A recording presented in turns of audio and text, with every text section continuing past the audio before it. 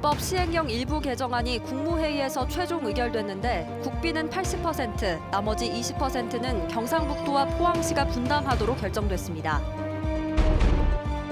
경주 환경운동연합이 맥스터 건설을 중단할 것을 요구하고 공론하에 여론 조작이 있었다며 진상규명을 촉구했습니다.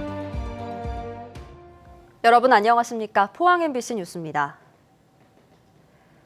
정부가 포항 지진 피해 금액을 100% 지원하기로 최종 결정했습니다. 피해 금액의 80%는 국비로 지원하고 나머지 20%는 경상북도와 포항시가 지방비로 지원할 예정입니다. 이규설 기자입니다.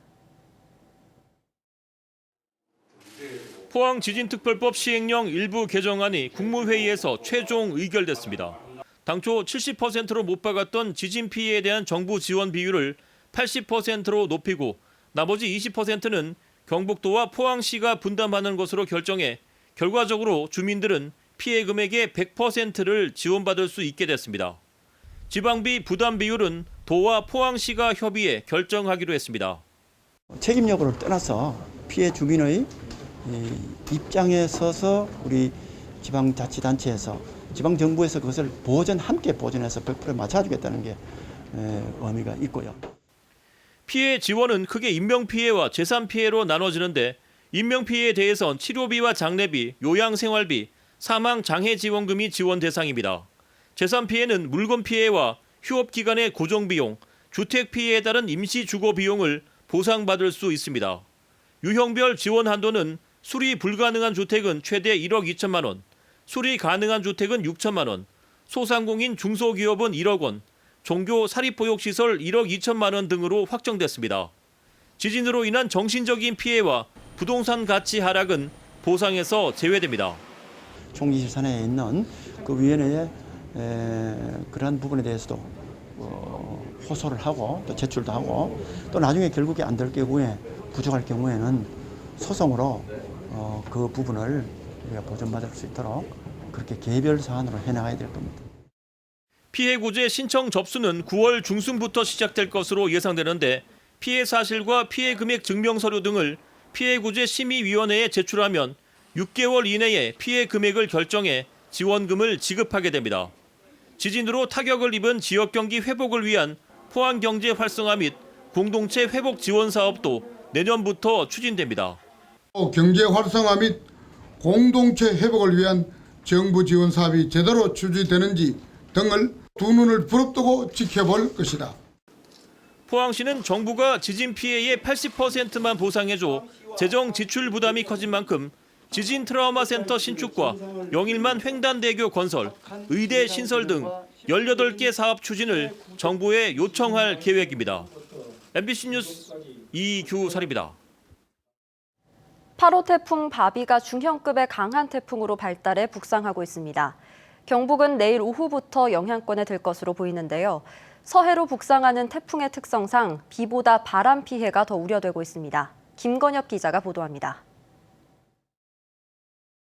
태풍 바비는 지난해 태풍 링링, 2012년 태풍 볼라벤과 비슷한 경로로 지날 걸로 예상됩니다. 특히 볼라벤과 많이 닮았습니다. 경로뿐만 아니라 영향을 준 날짜도 8월 28일로 비슷합니다. 당시 상주에는 초속 23.1m의 강풍이 불어 나무가 뿌리채 뽑혔고 경북에서는 낙과를 비롯해 농작물 3,100헥타르가 피해를 입었습니다. 얼마나 불었더니 밖에 못 나왔어요. 날아갈까 봐. 막 마당에 온기 다 날아왔어. 서해로 북상하는 태풍의 특성상 이번 태풍 바비도 비보다 바람 피해가 더 우려되고 있습니다. 내일부터 태풍의 영향권에 들어가는 경북은 서쪽에 비해 강도는 다소 약하지만 모레까지 초속 15m 이상의 강풍이 불겠고 예상 강수량은 30에서 150mm입니다. 바람으로 인한 피해가 발생하지 않도록 특히 각별히 유의를 하셔야 되겠습니다. 특히 건물, 공사 현장, 옥외 간판 등 시설 관리와 안전사고, 농작물 피해에 각별한 주의가 요구됩니다. 경상북도와 각 시군은 태풍에 대비해 비상근무에 들어갔고 불필요한 외부 활동을 자제해 줄 것을 당부했습니다. MBC 뉴스 김건엽입니다. 경주 환경운동연합은 오늘 기자회견을 열어 맥스터 건설을 중단할 것을 요구하고 공론화에 여론 조작이 있었다며 진상규명을 촉구했습니다. 환경운동연합은 재검토위원장의 사퇴와 지역실행기구 위원의 자격 시비, 주민설명회 무산 등 파행을 거듭했는데도 경주시장이 성급하게 공작물 축조를 승인했다고 지적했습니다. 또 140명의 시민 참여단을 구성하면서 찬반 비율을 반영하지 않아 처음부터 찬성이 높은 불공정한 공론이었다며 3,000명 설문조사 자료를 공개하지 않으면 시민들과 함께 싸우겠다고 밝혔습니다. 월성원전 1호기 조기 폐쇄와 맥스터 추가 건설 여론조사의 신뢰성 문제가 국회에서도 논란이 됐습니다. 국회 법사위에서는 오늘 월성 1호기 조기 폐쇄 결정 타당성에 대한 감사원 감사를 놓고 여당은 결론을 내려놓고 감사를 했다고 감사원을 몰아붙였고 통합당은 정부와 여당이 감사에 압력을 넣었다고 맞받았습니다. 또 국회 산자위 소속 정의당 유호정 의원은 기자회견을 갖고 맥스터 공론화 조작 의혹 진상규명을 위한 소위원회 설치를 요구했고 더불어민주당 이수진 의원은 SNS에서 3,000명 설문조사에 대한 원데이터를 공개하라고 밝혔습니다. 포항시립예술단 성폭력 사건은 1차 가해자도 문제지만 사건을 알고 난 뒤에도 제대로 처리하지 않았던 단시 간부 공무원들도 논란이 되고 있습니다.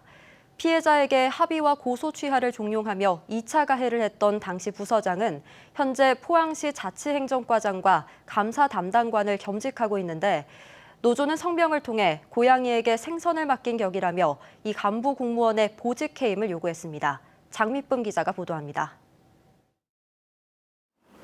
지난해 10월 성폭력 사건을 알게 된 포항시 문화예술과 A 과장은 법 절차에 따라 사건을 처리하지 않고 2차 가해를 한 의혹을 받고 있습니다. A 씨는 성폭력 피해 직원에 대한 사실 조사와 가해자 격리 조치를 즉시 취하지 않았고 수차례 합의와 고소 취하를 종용했습니다.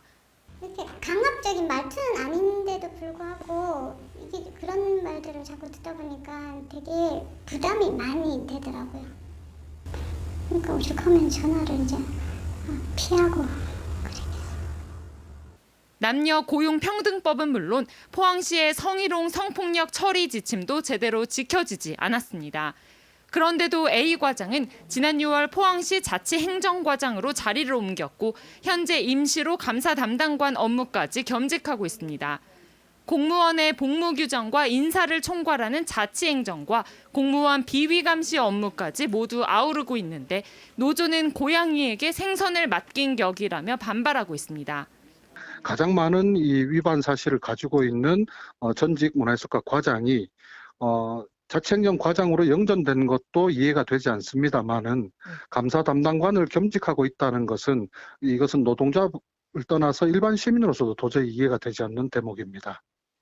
더구나 성폭력 피해 직원이 피해 사실을 처음 알렸던 지난해 10월 당시에도 공식적으로 사건을 조사하지 않고 제대로 조치하지 않았던 관련 부서장들이 이후 모두 승진한 것으로 취재 결과 확인됐습니다.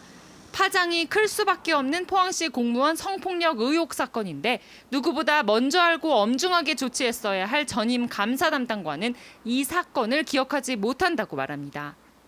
그건 제가 지금 생각을 잘 안 나고요. 지금 떠나왔는데 있는 사람한테 전화하셨어가지고 그 생생한 그거를 물으면 제가 어떻게 나가겠어요. 그죠? 성폭력 문제와 관련된 포항시의 내부 감시 시스템이 전혀 작동하지 않은 것으로 드러났지만 포항시는 여전히 어떠한 변화도 보이지 않아 비판을 받고 있습니다. 철저하게 조직 이기주의적인 모습이고 명백하게 공권력에 의한 2차 가해를 하고 있습니다. 조직의 시스템이 문제 해결을 위해서 제대로 작동하지 않는 상태라면 이강덕 시장이 직접 나와서 피해자에게 사과를 하고 조치를 취해야 한다고 생각합니다. 한편 2차 가해자로 지목된 A 과장은 당시 피해자 입장에서 문제 해결을 위해 노력했고 2차 가해를 한 사실도 없다며 관련 법규 위반 여부에 대해서는 법적인 판단을 받겠다고 밝혔습니다. MBC 뉴스 장미쁨입니다.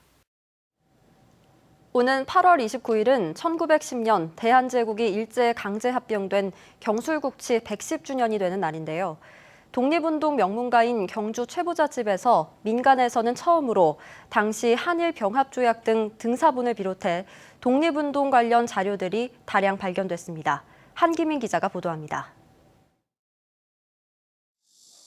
노블리스 오블리제로 유명한 경주 최부잣집은 우리나라 독립운동사의 명문가이기도 합니다. 이곳에서 발견된 1910년 경술국치 당시 한일 병합조약을 등사한 서류입니다. 한국의 통치권을 완전히 또 영구히 일본에게 넘겨준다는 제1조부터 총 8개조에 이르는 치욕스러운 내용이 고스란히 담겨 있습니다. 원본은 서울대 규장각에 있고 당시 조선총독부 관보에도 실려 있지만 민간에서 등사본이 발견된 건 이번이 처음입니다. 강제병합이긴 하지만 이 병합에 대해서 이 우호적인 여론을 조성하기 위해서는 주로 지방의 유력자들에게 보낸 게 아닌가 그렇게 좀 추정이 되거든요.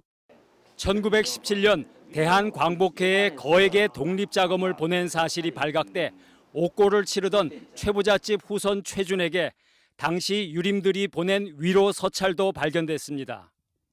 수임번호 404가 표시돼 있고 유림 218명의 이름 아래 각각 도장이 찍혀 있어 최부자의 독립운동 정신이 유림계에 큰 공감을 불러일으켰다는 사실을 알 수 있습니다. 광복회 총사령인 박상진 열사가 최부자에게 보낸 서찰도 나왔습니다. 집안에 그 독립운동 하시다가 구조는 내려오던 게 이제 사실 서류로 이렇게 나오니까 재확인이 되고 선조분들께서 너무 얼마나 참 독립을 위해 활동하셨나 이런 것도 보이고. 이 자료들은 지난달 이곳 최부잣집 안채에서 2만여 점의 고문서와 함께 무더기로 발견됐습니다.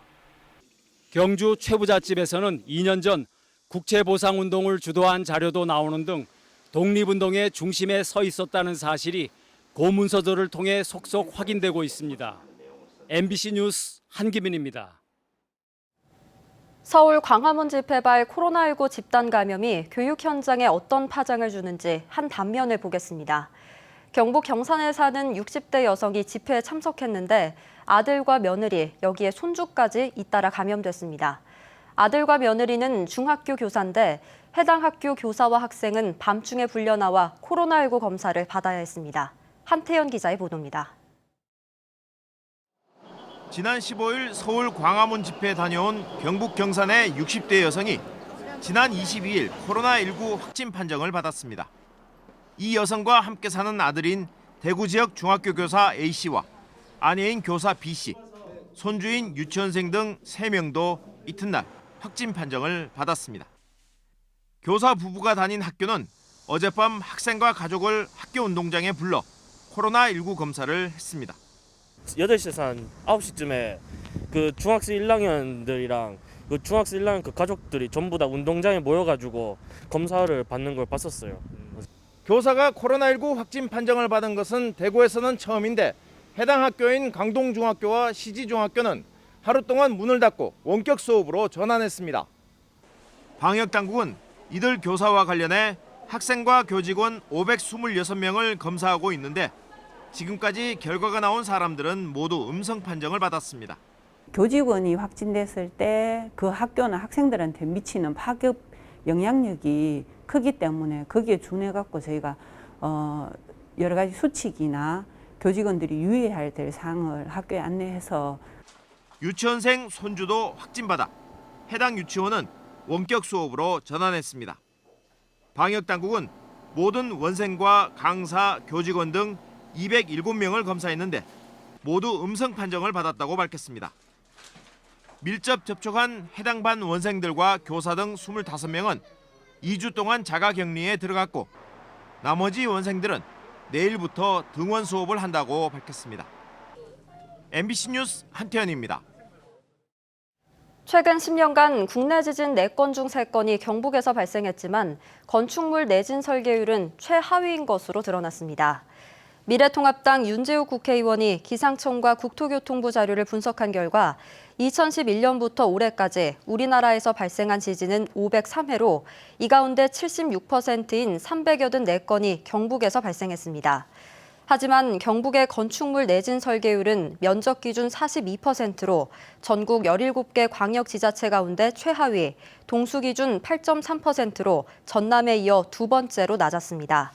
이에 따라 민간 건축물의 경우 내진 보강에 따른 세제 혜택이나 내진 보강 보조금을 도입하는 등의 대책이 요구됩니다.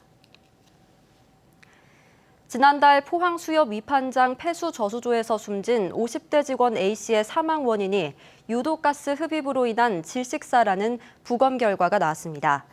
포항 북부경찰서는 A씨에 대한 국가수 부검 결과 A씨의 혈액에서 리터당 1.2mg의 황화수소가 검출돼 황화수소 흡입으로 인한 질식사라는 의견을 전달받았다고 밝혔습니다.